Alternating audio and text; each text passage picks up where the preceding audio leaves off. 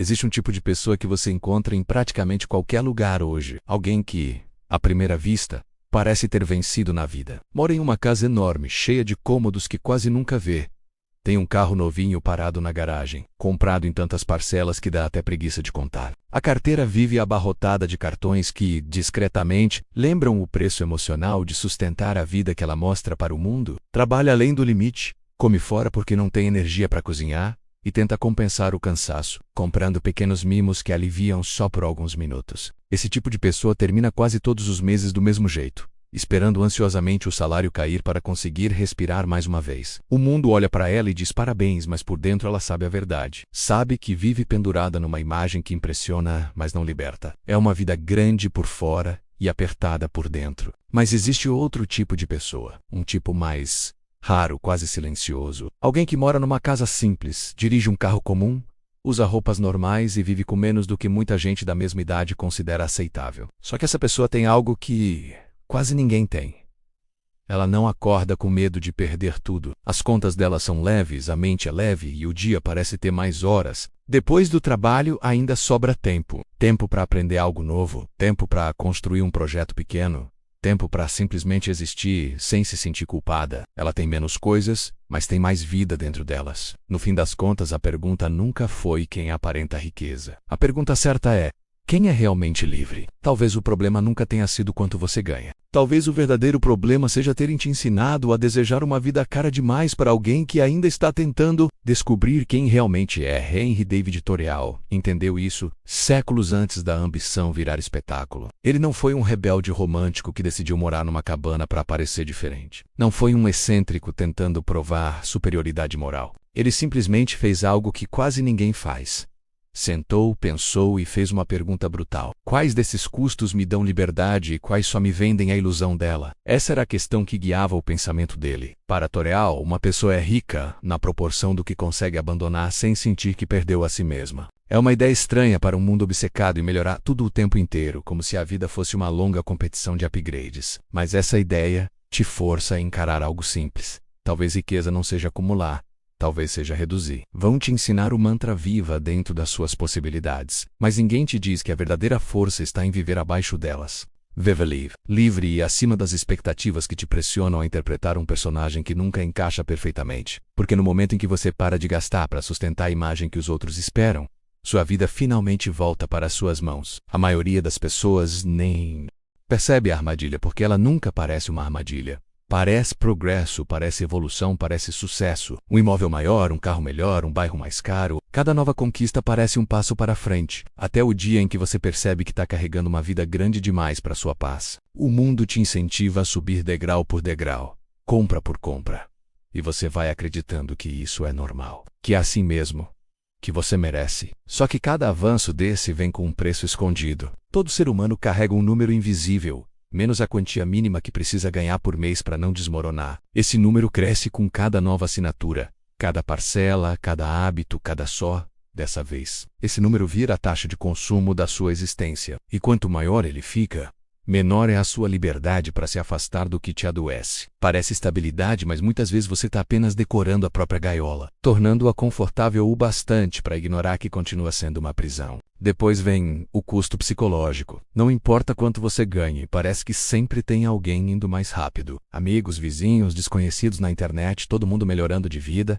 E você ali, tentando acompanhar uma corrida que nunca pediu para entrar. É difícil distinguir o que você realmente quer do que você quer porque os outros querem também. Você trabalha duro, faz tudo certinho, mas uma voz interna sussurra: não é suficiente. E essa voz não nasce da falta, nasce da comparação. A régua muda toda vez que você tenta alcançá-la. E então surge o custo mais profundo de todos. O da identidade. As pessoas começam a se definir pelas posses, pelos cargos, pelo estilo de vida que sinaliza pertencimento. Quando seu valor próprio se apoia nessas coisas, você passa a defendê-las como se defendesse a própria vida, menos mesmo quando elas já não fazem sentido, mesmo quando te esgotam. Basta um tropeço, uma demissão, uma separação, uma emergência médica a menos, e tudo desaba. Aquela pessoa que parecia estável descobre que sua segurança estava construída sobre areia movediça. Não por incompetência, mas porque foi esmagada pelas expectativas criadas ao redor dela. A sociedade te empurra para viver acima das possibilidades para parecer valioso e depois espera que você aguente o estresse que esse padrão exige. Mas o preço real não é dinheiro. O preço é a perda da escolha. É abrir mão, pouco a pouco, da possibilidade de moldar a própria vida. O que parece luxo visto de longe, muitas vezes, é só um conjunto de obrigações que apertam mais a cada nova compra. As correntes do adulto moderno não são de ferro, são boletos. A verdade é simples. A maioria das pessoas não está presa por falta de dinheiro, mas por um estilo de vida que não precisava ter. Quando Toreal caminhou até a floresta perto do Lago Walden, ele não buscava poesia. Ele queria clareza. Queria entender o custo real de existir de forma honesta. As pessoas romantizam essa escolha, imaginam um Toreal como um monge contemplando árvores em câmera lenta. Não era isso. Ele estava realizando um experimento pragmático. A pergunta central era direta. Quanto custa, de verdade, ser o tipo de pessoa que eu respeito quando estou sozinho? Foi por isso que ele construiu uma pequena cabana com as próprias mãos, anotando cada gasto, cada semente plantada, cada refical. Não era obsessão com economia menos. Era estudo. Era ele abrindo a própria vida como um cientista abre uma amostra no microscópio. E ali, dentro daquela pequena cabana, Toreal encontrou algo que pouca gente encontra. Um mapa para a liberdade pessoal. Não era um manual cheio de regras rígidas, mas uma coleção de observações que revelavam verdades profundas sobre o que realmente pesa e o que realmente sustenta uma vida humana. A primeira dessas verdades é direta como um soco. Tudo que você adiciona à sua vida cobra um preço. E esse preço quase sempre é o seu tempo. Uma casa maior não custa só dinheiro. Custa horas de trabalho para manter, horas para limpar, horas para se preocupar. Uma melhoria no estilo de vida raramente vem sozinha. Ela traz consigo uma lista enorme de novas obrigações invisíveis. Às vezes você acha que está comprando conforto, mas está apenas alugando exaustão. O conforto dura um instante. O custo fica. A segunda percepção é ainda mais surpreendente. As coisas começam a mandar em você. Quanto mais você possui, mais precisa cuidar, organizar, proteger e evitar perder. Até o básico funciona assim. Um carro melhor te faz pensar 2 vezes antes de estacionar. Uma casa grande redefine seus finais de semana. Uma compra nova muda sua atenção. A gente acha que controla as coisas menos, mas, no fim, é controlado por elas. E aí vem a terceira sacada, a mais libertadora. Simplicidade não é ausência. Simplicidade é foco. Toreal não cortou excessos para sofrer menos. Ele cortou para enxergar mais, com menos distrações. A mente dele ganhou espaço. Com menos obrigações, os dias se abriram. Com menos dependência de gastos, ele conquistou algo raríssimo hoje: tempo consigo mesmo. Essa clareza fez Toreal enxergar um padrão doloroso. Ele via pessoas que tinham casa, emprego, segurança menos, mas viviam como se carregassem um peso invisível nos ombros. Não era miséria material. Era excesso emocional. Era o esforço contínuo de provar que pertenciam a algum padrão que elas mesmas não entendiam direito. Esse peso silencioso, que ninguém comenta, mas todo mundo sente, foi o que ele chamou de desespero silencioso. Não era gente passando fome ou lutando para sobreviver. Era gente sufocada pelo próprio estilo de vida. Pessoas que não gritavam, não choravam, não desabavam, apenas caminhavam com uma espécie de tristeza discreta, carregando o incômodo como quem leva uma pedra no bolso. Sempre ali, sempre pesando. O que produz esse desespero não é falta, é expectativa. Expectativas de um mundo que nunca se satisfaz com quem você é, apenas com quem você poderia ser. Se comprasse mais, fizesse mais, exibisse mais, tudo ao redor te empurra para um molde. Como você deve parecer, o que deve consumir, como deve viver. E se você não alcança esse molde, se sente inadequado. Se alcança, o molde muda. Imagine um jovem que consegue um emprego melhor. Logo surge a pressão. Agora tem que trocar de carro. Ele troca. Agora espera uma casa maior.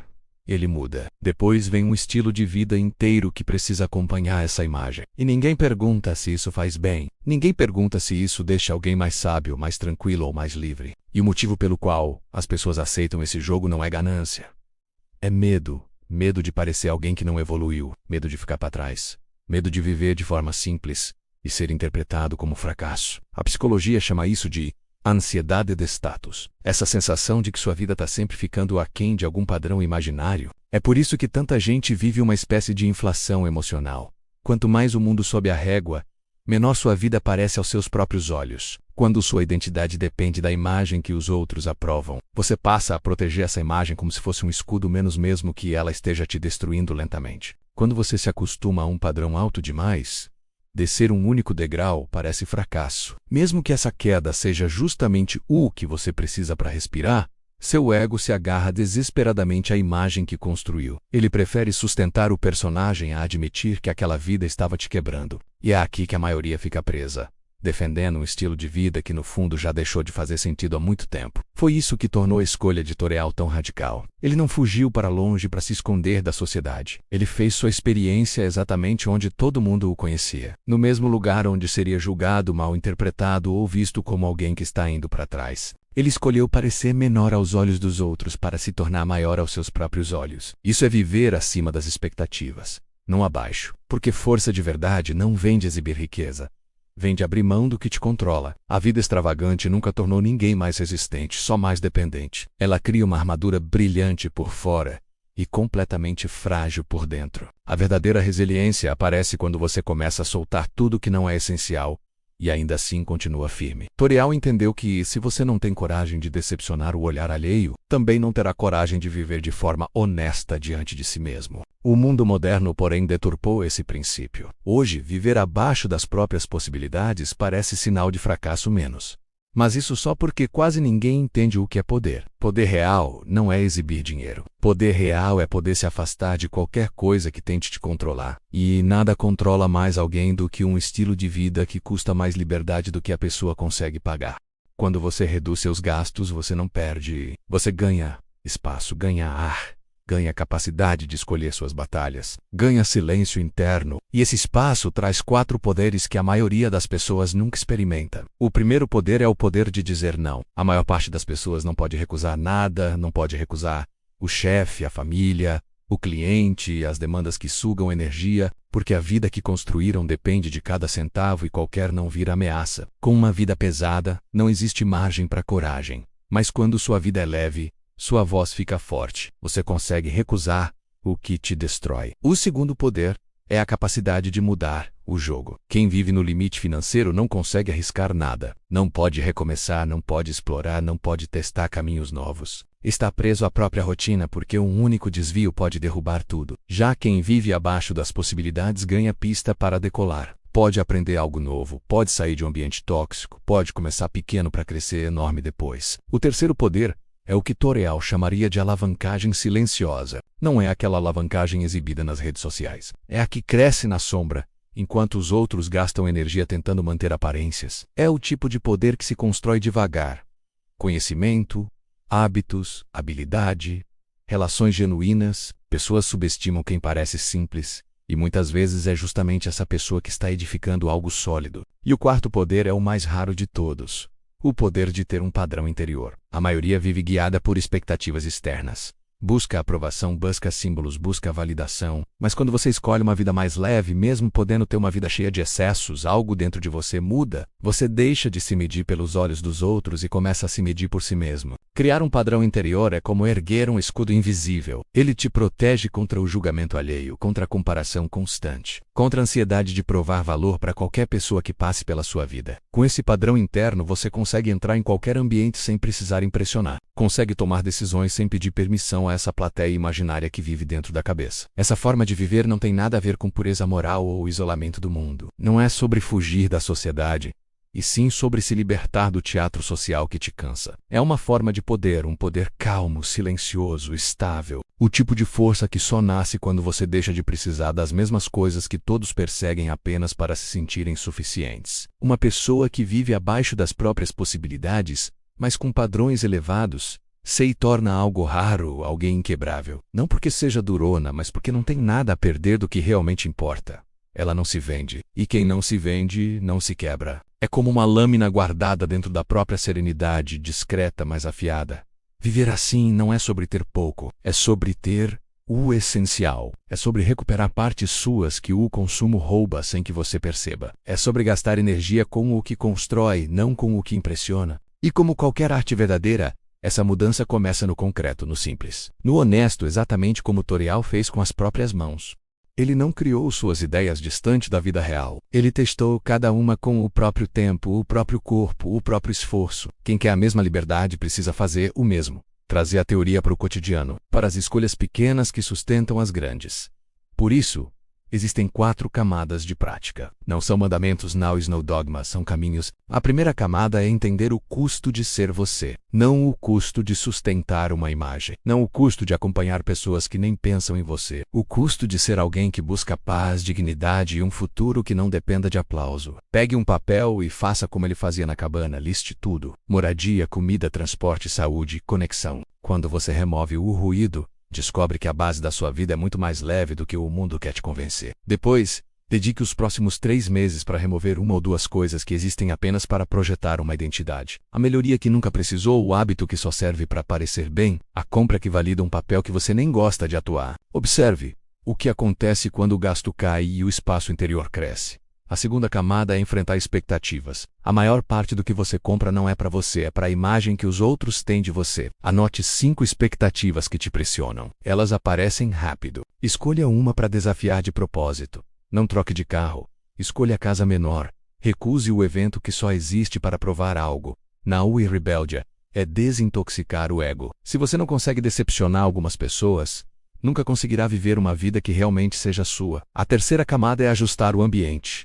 Gastos raramente têm a ver com dinheiro. Tem a ver com um círculo social. Você está gastando para acompanhar o ritmo? Está mostrando sinais para evitar julgamento? Se a resposta é sim, você está cercado de espelhos, não de aliados. Escolha pessoas que valorizem propósito antes de aparência. 1 ou 2 amigos assim valem mais que uma multidão que vive de performance. A quarta camada é decidir o que fazer com o tempo e o espaço que você conquista. Porque uma vida mais simples, sem um propósito, vira tédio, e tédio vira consumo. É aqui que muita gente tropeça, cortam gastos, mas não preenchem o vazio. O que você vai fazer com as horas que voltam a aprender algo novo?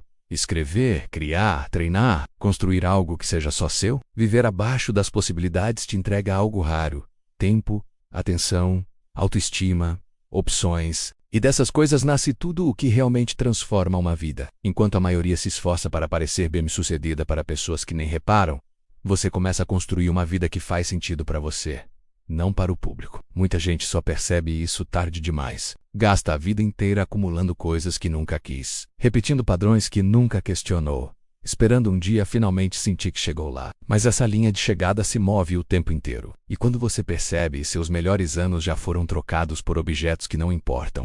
Toreal entendeu algo que muita gente nunca entende.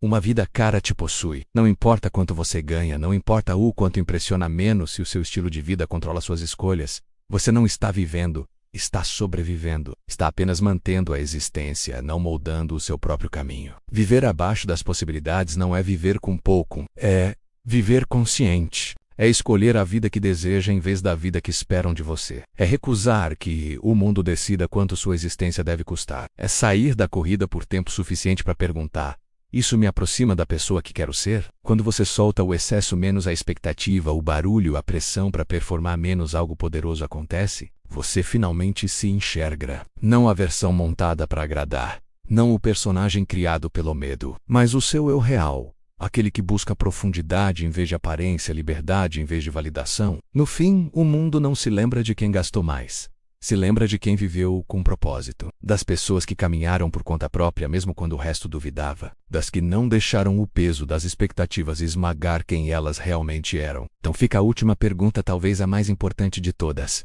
Você quer ser rico aos olhos dos outros? Ou aos seus próprios olhos? Rico em clareza, em liberdade, em coragem, não em coisas. Ouse viver abaixo das suas possibilidades e acima das expectativas. A vida que você quer nunca dependeu do que compra. Sempre dependeu do que você tem coragem de deixar para trás. Se isso te trouxe clareza, fica, respira, reflete com calma. Essa é a sua odisseia interior.